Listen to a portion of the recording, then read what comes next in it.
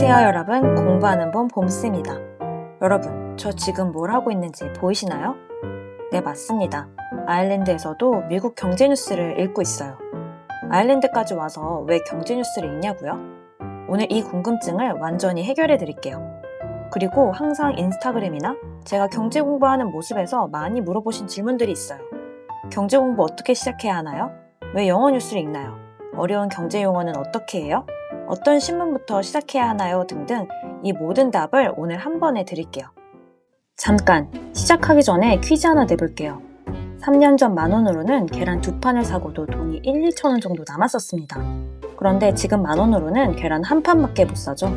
그런데 만약 그때 그 10,000원으로 금을 샀다면 어떻게 됐을까요? 아마 지금은 그 금값이 26,000원이 됐을 거예요. 이게 바로 제가 매일 경제 뉴스를 읽는 이유입니다. 마지막까지 보시면 여러분도 이런 안목을 기를 수 있을 거예요. 사실 한국에서도 경제 공부를 열심히 했지만 아일랜드에 와서 그 중요성을 더 뼈저리게 느꼈어요. 왜냐하면 환율 때문에 생활비가 하루가 다르게 달라지거든요. 유럽 인플레이션이 제 지갑을 직접 타격하고 페드 금리 날편 날에는 제 계좌 잔고가 요동칩니다.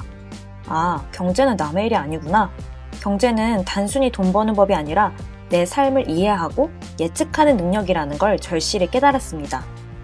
요즘 물가가 왜 이렇게 오르는지, 금리가 왜 자꾸 바뀌는지, 내가 가진 돈의 가치가 하루가 다르게 왜 자꾸 떨어지는지 이런 질문에 대한 답을 모르면 우리는 불안해질 수밖에 없고 계속해서 버는 돈의 가치는 줄어들게 됩니다.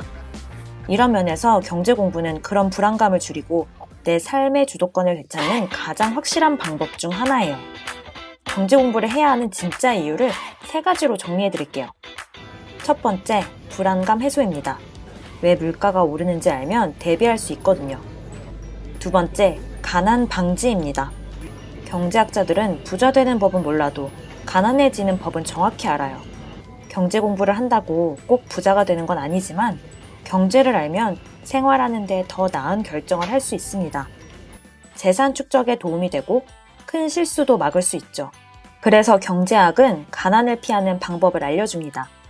세 번째, 주도권 회복이에요. 내 돈의 가치 변화를 예측하고 대응할 수 있습니다. 여러분은 지금 경제 뉴스를 읽으시나요? 어떤 게 가장 어려우세요? 댓글로 알려주시면 이 부분도 한번 다뤄볼게요. 그러면 어떻게 경제 공부를 시작해야 할까요? 여러분, 혹시 워렌 버핏이 신문 중독자라는 별명이 있다는 거 아세요? 어린 시절부터 하루 4개에서 5개 신문을 정독했다고 하는데요. 한 번은 버크셔 해서웨이 주주총회에서 중학생이 우리는 뭘 공부해야 할까요? 라고 질문하자 버핏은 딱 한마디로 대답했어요. 신문을 읽으면 된다고요. 경제 뉴스를 읽으면 3가지 혜택이 있습니다. 첫 번째, 트렌드를 선점할 수 있어요. 남들보다 빠르게 정보를 얻어서 현명한 투자 결정을 내릴 수 있죠. 두 번째, 예측 능력이 생깁니다. 정부 정책에서 시장 상황까지 미래를 내다보는 해안을 갖게 돼요. 세 번째, 새로운 기회를 발견할 수 있어요. 세상이 어디로 흘러가는지 알면 새로운 투자처나 사업 아이템도 자연스럽게 보입니다. 결국 이 모든 것이 재테크와 자산 관리에 매우 유용한 자산이 되는 거죠. 한국 사는데 왜 굳이 영어 뉴스까지 봐야 해? 라고 생각할 수 있어요. 물론 한국 경제신문만 읽으셔도 됩니다. 하지만 저는 아일랜드에 와서 직접 생활해보니 그 이유를 더 잘 알겠더라고요. 예를 들어볼게요. 미국 중앙은행인 페드가 금리를 올리면 전 세계 시장이 요동쳐요. 달러 가치가 달라지고 그에 따라 환율이 변하죠. 한국의 물가와 기업들의 투자에도 직접적인 영향을 미칩니다. 실제로 페드 회의 결과가 나오자마자 한국 주식시장도 함께 움직이는 걸 보실 수 있을 거예요. 결국 미국과 영국을 포함한 주요 선진국의 경제 흐름을 읽지 못하면 우리가 살고 있는 한국 경제도 내 돈의 가치도 제대로 파악할 수 없어요. 세상은 그만큼 긴밀하게 연결되어 있거든요. 세계는 이미 하나로 연결되어 있습니다. 미국과 영국 경제를 모르면 한국 경제도 내 돈의 미래도 제대로 예측할 수 없어요. 하지만 막상 영문 뉴스를 펼치면 어려운 용어 때문에 좌절하기 쉽죠. 영어도 잘 모르겠는데 경제 용어까지 있으니까요. 저도 처음에는 이게 무슨 말이지? 하면서 영어도 잘 해석이 안 되는데 경제 용어까지 있으니 한 문장이 있는데 10분이 넘게 걸리기도 했어요. 제가 추천하는 학습법은요. 신문을 읽다가 모르는 용어가 나오면 바로 찾아보고 이해한 다음 그 용어가 들어간 문장을 다시 읽어보는 거예요. 그러면 완전히 내 것으로 만들 수 있습니다. 여러분, 용어는 절대 그냥 넘어가지 말고 제대로 아셔야 해요. 경제 용어는 우리가 앞으로 경제 공부를 하고 경제 뉴스를 읽는 데 핵심이고 이걸 맥락 속에서 제대로 아셔야 여러분만의 인사이트도 얻으실 수 있습니다. 그래서 제가 처음 영어로 경제 뉴스를 접하시는 분들을 위해 추천드리고 싶은 책이 있어요. 바로 머니워즈라는 책입니다. 이 책은 영어를 배우는 사람, 경제학을 배우는 사람에게도 소중한 도구가 되겠지만 이 둘을 모두 배우는 사람에게는 2배로 유용한 책이 된다고 저자가 소개합니다. 이 책은 마치 사전처럼 처음부터 끝까지 차분하게 읽는 것이 아니라 필요한 단어를 찾아 읽을 수 있도록 구성되어 있어요. 예를 들어 여러분, 스몰 폴춘 하면 어떤 게 생각나세요? 작은 행운? 이게 왜 여기 쓰였지? 어떻게 해석해야 하지? 저도 애를 먹었던 적이 있었는데요. 스몰 폴춘은 문제의 돈이 예상보다 많을 때 과장되게 사용하는 영어예요. 예를 들면 이런 문장을 보면 여기 뜻은 이 호텔 방에 상당한 돈을 지불했기 때문에 호텔 직원들에게 더 많은 것을 기대했다. 예상보다 더 많은 금액이나 불만스러운 금액을 지출해야만 했던 상황을 과장해 표현할 때 쓰이는 거죠. 실제 경제 뉴스에서는 이렇게 쓰입니다. 항공사들이 작년에 비해 항공권 가격을 평균 1.6배 인상함에 따라 올 여름 휴가객들은 상당한 비용을 지출해야 할 것입니다. 라고 말이죠. 이런 식으로 단어 자체 뜻만으로는 이해하기 어려운 실질적으로 어떤 맥락에서 어떻게 사용되는지를 상황과 함께 설명해줘요. 해외에 살면서 원어민과 대화하는 경우에만 얻을 수 있는 것들을 책으로 배울 수 있는 거죠. 다시 한번 정리해 볼게요.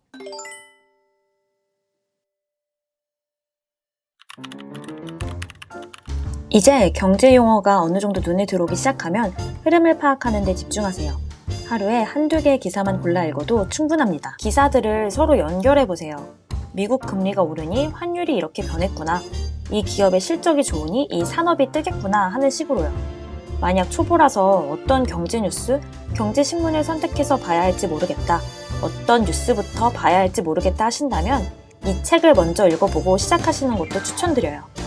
바로 영어 주간지 스터디 경제편인데요. 이코노미스트의 기사를 전문 수록한 책으로 우리가 알아야 하는 거시경제적 주요 변수를 실제 뉴스를 통해서 설명해주는 책이에요. 특히 이코노미스트는 1843년에 창간된 영국 주간지로 세계 동향, 비즈니스, 금융, 문화 등 쟁점을 객관적이고 대담한 스탠스로 보도하는 것으로 유명한 저명한 주간지예요. 여기에 실리는 기사들은 세계적인 이슈를 전문 기자가 깊이 있게 다루며 단순한 뉴스 이상의 통찰을 주기 때문에 이런 좋은 글을 통해 영어와 우리가 반드시 알아야 할 경제 흐름, 개념, 트렌드를 아는 것은 굉장히 수준 높은 학습이 될 거라고 생각합니다. 이 책에서는 미국이 왜 달러 약세를 유도하는지, 미국의 고용시장을 알아야 하는 이유, 금값이 왜 이렇게 움직이는지, 채권금리, 구리, 엔비디아, 경기 침체 등 우리가 경제 뉴스를 보면 하루에 몇 번씩은 꼭 나오는 주제들의 기사를 대표적으로 선별하여 좋은 기사를 보며 우리가 개념을 이해할 수 있도록 돕습니다. 여기에 기사들의 영어를 전문적으로 해석하여서 우리의 영어 실력도 높여주는데요. 가령 price에서 s를 붙이면 prices, 물가가 되고 prices rise라고 쓰이는 표현은 소비자 물가가 올랐다라는 뜻으로 해석됩니다. price in은 금융시장의 다른 요인들이 이미 반영됐다라는 뜻이에요.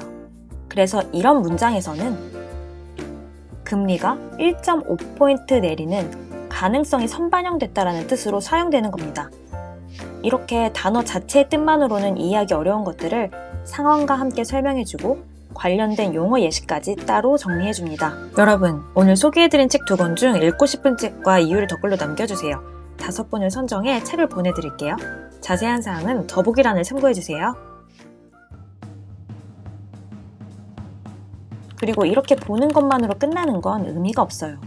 꼭 나만의 기록장을 만드셔서 오늘 내가 새롭게 알게 된 내용, 아니면 다시 한번 봐야 하는 내용들을 정리해두고 나만의 언어로 정리해보세요. 그리고 이 기사를 통해 새롭게 알았거나 얻게 된 인사이트를 정리해보세요. 나만의 언어로 그리고 내가 직접 정리해야 기억에 오래 남습니다. 그런데 이렇게 공부만 하는 건 이것도 의미가 없습니다. 우리가 아는 것과 행하는 것은 다르잖아요.